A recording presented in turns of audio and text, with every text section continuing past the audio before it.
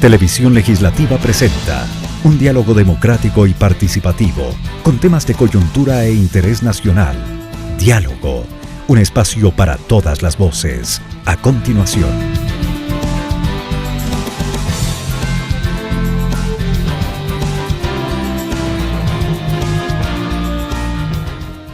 ¿Qué tal, amigas y amigos? Tengan ustedes muy buenas tardes.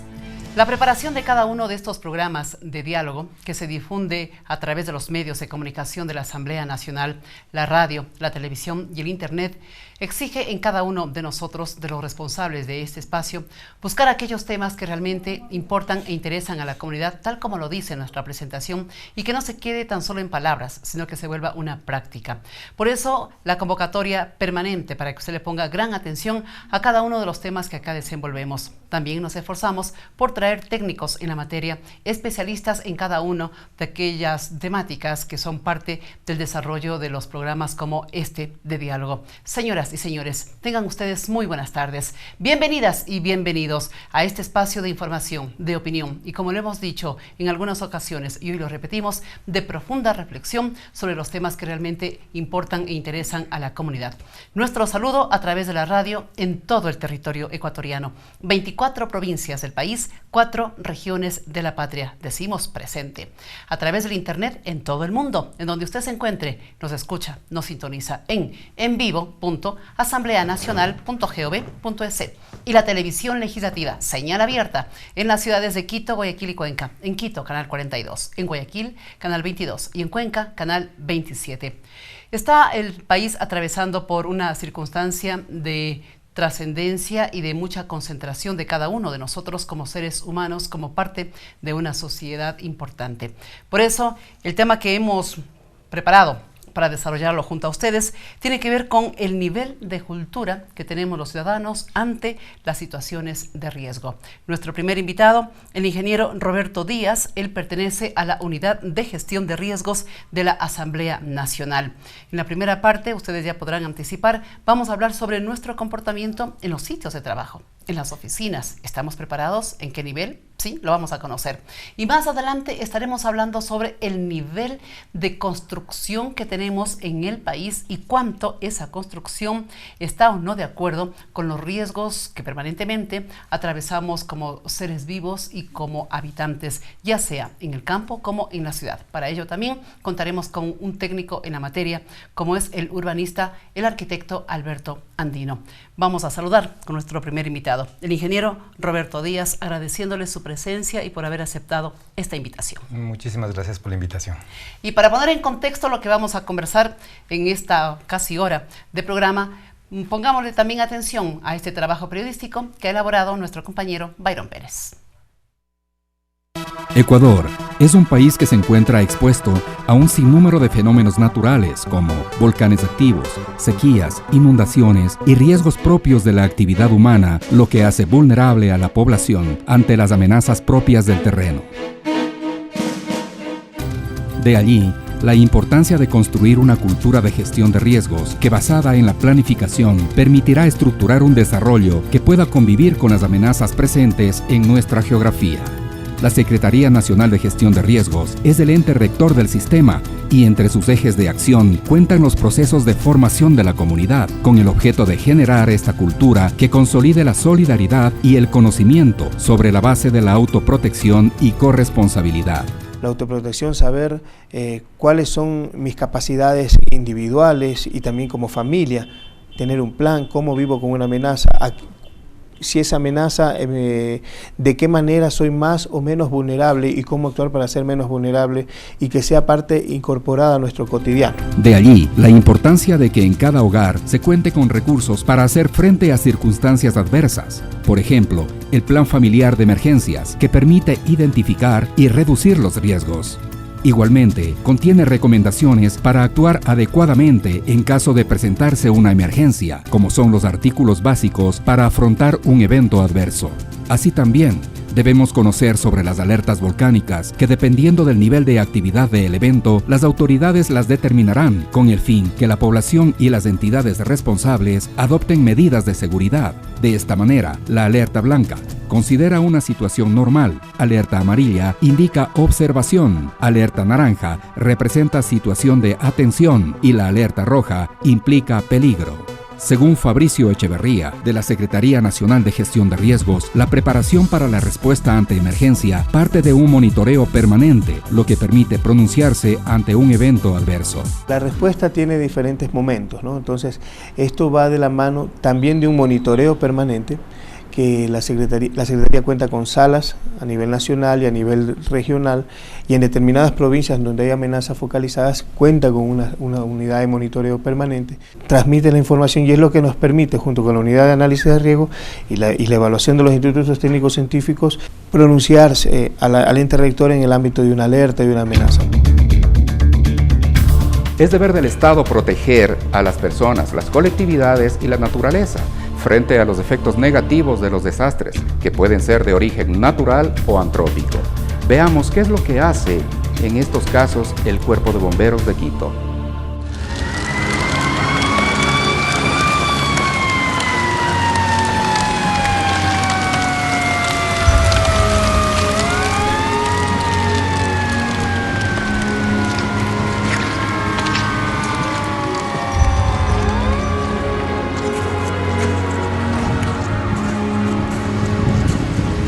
Los bomberos y bomberas del Distrito Metropolitano de Quito trabajamos sin descanso, 24 horas al día, 365 días al año, con el único objetivo de cumplir nuestra misión, salvar vidas y proteger bienes.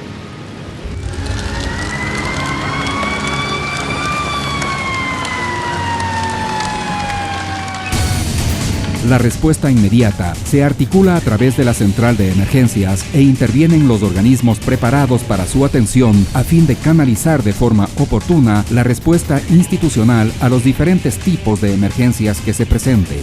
Toda población debe estar capacitada, debe estar entrenada para enfrentar cualquier evento, sea este natural o antrópico que se presente. ¿Cómo se logra enfrentar los desastres o los eventos naturales o antrópicos? Obviamente con la capacitación y con el entrenamiento suficiente de la población que se encuentre en las diferentes zonas de riesgo de cualquiera de estas hipótesis. Los procesos comunicacionales, en el caso de gestión de riesgos, deben ir de la mano con la educación, involucrando a los ciudadanos como parte sustancial dentro de la prevención ante siniestros provocados por la naturaleza o el ser humano. Byron Pérez, Diálogo. Gracias a Byron por ese trabajo periodístico muy oportuno para el programa del día de hoy. Ingeniero, cuando uno se prepara, no se alarma. Esa podría ser una primera reflexión que podemos compartir con quienes nos escuchan y con quienes nos ven. Por supuesto. Como hemos escuchado tanto al Cuerpo de Bomberos como a la Secretaría de Gestión de Riesgos, el índice cultural en prevención nos falta muchísimo, y cuando una persona está preparada para enfrentar uno de estos eventos, lo hace con mayor calma. Entonces, reducimos totalmente los riesgos que pueden acarrear un evento natural o antrópico. Lo habíamos dicho, vamos a conocer cómo debe ser el comportamiento de quienes estamos en una oficina, de quienes estamos en una institución ante una situación de riesgo. ¿Cuál es el sitio menos seguro en una oficina? Bueno, de esto parte de la elaboración de un plan de emergencias. Ya. Toda institución pública y privada debe gestionar su riesgo, como lo está estipulado en la Constitución de la República, en el artículo 389 y 390. ¿Ya? Entonces, ahí partimos evaluando los riesgos que tiene cada entidad, ubicando de esta manera las amenazas que tenemos. Hago un ejemplo. Ya. Tenemos estanterías, tenemos repisas muy altas con cosas pesadas que al momento de un sismo podrían caer y afectar a las personas. Entonces, de esta manera vamos haciendo un análisis de riesgos para saber cuáles son los sitios menos seguros. Ajá. Y de esta manera darles tratamiento como se llama mitigación. ¿No ¿ya? descartar esta clase de muebles? Mejor ubicarlos, ¿cómo reubicarlos, podría ser? podría ser sujetarlos de alguna manera, poner las cosas más pesadas en la parte de abajo, que al momento de que por un movimiento sísmico estas cuestiones no nos caigan las cosas pesadas encima. Se trata de trabajar en la base de lo que tenemos, pero de esta manera buscar soluciones que, como digo, se llama mitigar. Ingeniero, esta tendría que ser una constante, ¿no? No solamente por esta temporada por la que estamos atravesando acá en el Ecuador, así como sucede permanentemente en otros sitios del mundo. Acá en la Asamblea Nacional, por ejemplo, ¿se hace permanentemente esta clase de tareas? Por supuesto, aquí nosotros tenemos ya elaborado el plan de emergencias y a inicios de este año se coordinó con las entidades de respuesta, con la Secretaría de Gestión de Riesgos, Bomberos, Ministerio de Salud, para realizar un simulacro auditado, del cual realmente estamos muy contentos. Recibimos una felicitación de la Secretaría de Gestión de Riesgo, indicando que la Asamblea Nacional es una de las pioneras en el desarrollo de la gestión de riesgo como un eje transversal en la institución. Esta es una institución cuya sede está en un palacio que tiene 7 u 8 pisos, sumando el subsuelo, pero hay edificios muy altos, hay instituciones en donde tienen más pisos, en donde cumplen su tarea. ¿Cuál es el comportamiento que debe tener cuando ocurre algún evento y uno está en un piso alto? Ya, sí, justamente entonces regresamos al primer punto que decía que lo importante es que todos los edificios cuenten con un plan de emergencias. Ya. De tal manera que en el plan de emergencias se va a identificar a los riesgos que están expuestos de esos edificios. Hablemos de la sierra, qué sé yo, sismos, erupciones volcánicas. Hablemos de la costa, inundaciones, tsunamis, etcétera. Entonces se van acogiendo los diferentes riesgos y haciendo los planes de contingencia para esos riesgos o esas amenazas en específico, ¿ya? En el caso de un edificio alto, que tengamos un sismo, obviamente los protocolos nos indican que en un sismo, durante el sismo, no debemos salir, sino debemos buscar un lugar seguro y que ya puede ser determinado con anterioridad para permanecer durante este fenómeno, ¿ya? No salir, quedarse en el sitio. Luego de eso procedemos ya a evacuar del edificio si es que la estructura obviamente no ha sufrido tantos daños, sino obviamente esperar la llegada de las entidades de respuesta, que ellos nos brindarán la asistencia en temas de rescate. Lo conocemos, pero siempre es importante reiterar, ¿por qué no se debe utilizar el ascensor? Ya, en el caso de un incendio, sabemos que uno de los daños colaterales que puede tener es la suspensión del fluido eléctrico. En el caso de que un edificio no tenga una planta generadora de electricidad, obviamente el ascensor no va a funcionar y pueden las personas que están utilizando quedar atrapados en el ascensor. En el tema de un sismo, el movimiento de la estructura puede ser que dañe el ducto del ascensor y eso pueda provocar más daños a las personas que quieran utilizar el ascensor. Ventanales. El comportamiento ante oficinas con ventanales generalmente muy grandes, ¿no? Claro. Igual, llegamos al tema del análisis de riesgos. Vamos a identificar si estamos en un edificio donde tengamos mucha cristalería, muchos ventanales grandes, alejar un poco los escritorios de los lugares donde pueden romperse vidrios en el caso de un sismo, y de esa manera adecuar para que la gente esté más segura en ese lugar. Si es que se puede mover el escritorio, claro. Y si no se puede mover el escritorio, se tienen que hacer otras medidas de mitigación. Tal vez se puede ejemplo, poner láminas de seguridad para que el vidrio al momento que se parta no caiga a las personas y no se quede en el lugar, ¿no? Pero trizado, pero no llega a desprenderse. En cuanto al uso de las escaleras de emergencia, ¿cuál es el protocolo a cumplirse? Bueno, el protocolo en temas de escaleras de emergencia, siempre sabemos que nosotros evacuamos por nuestra derecha. Siempre debemos evacuar por nuestra derecha porque obviamente el protocolo de las entidades de respuesta es de que al ingresar a un edificio ellos van a subir por su derecha. Entonces, para no obstaculizar, hacer una sola fila, en lo posible mantener la calma, y esto lo logramos con constantes entrenamientos, simulacros. De esta manera ya la gente va tomando conciencia de la percepción del riesgo que puede tener y actuar con mayor calma. Al momento que estemos bajando las escaleras, hacerlo en columna, y lo más importante, brindar asistencia a las personas con discapacidad, a niños, a personas embarazadas, personas prioritarias, ¿no? Eso es importante, tomar muy en cuenta que alguien necesita de nosotros y estar siempre prestos para colaborar. Cuando uno viene a la oficina no viene, ¿no?, con un traje como para salir corriendo. En el caso de las damas, el taco, el vestido, la falda, la chaqueta. En el caso de los caballeros, el terno, la corbata. Esto significa que debemos tener algo más en la oficina, que podría ser una mochila de emergencia. Un día, 2 días estamos atentos a ello y después nos olvidamos. ¿Cuáles son las recomendaciones importantes sobre este tema? Perfecto. En ese caso, volvemos un poco a indicar que nosotros somos reactivos, ¿no es cierto? Somos reactivos, actuamos única y exclusivamente cuando una amenaza realmente está latente y actuamos sobre la marcha. Realmente nosotros debemos cambiar esa cultura y ser preventivos. De esta manera nosotros vamos al momento de que se suscite un riesgo real, actuar de mejor manera.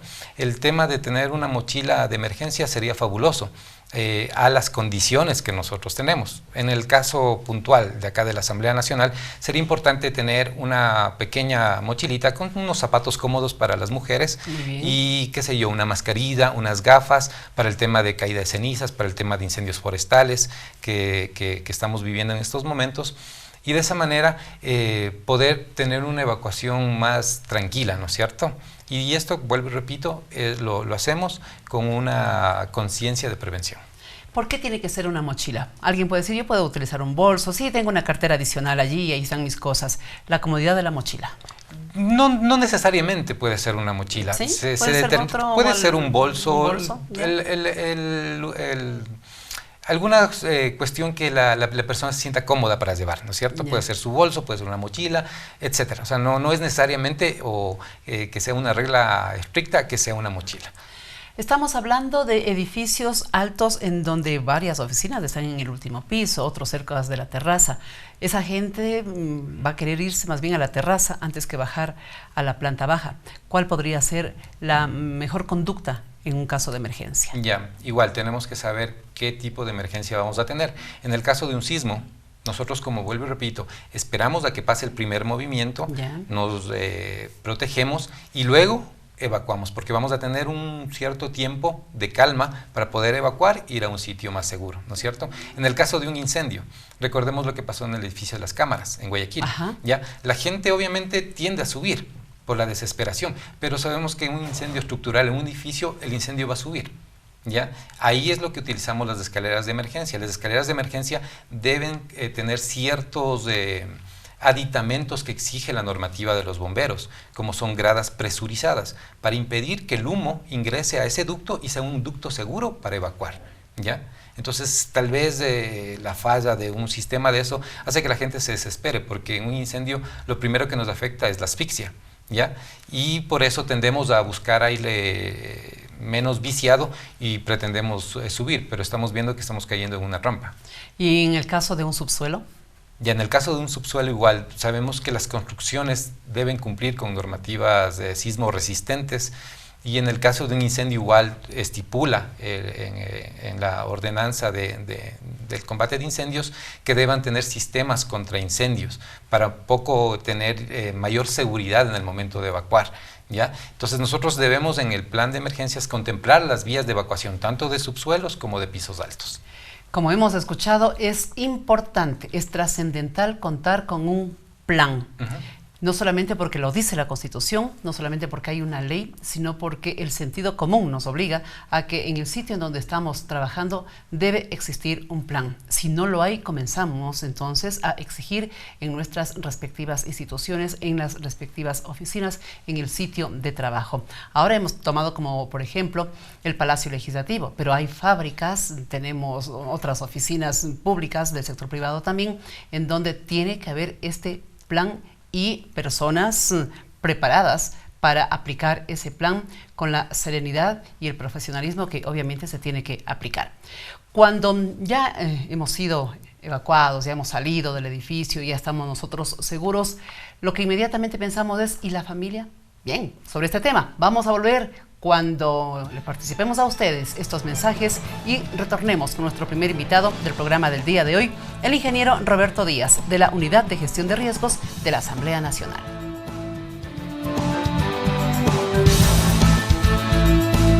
Este diálogo no termina. Luego de estos mensajes, continuaremos con los temas que interesan a la sociedad.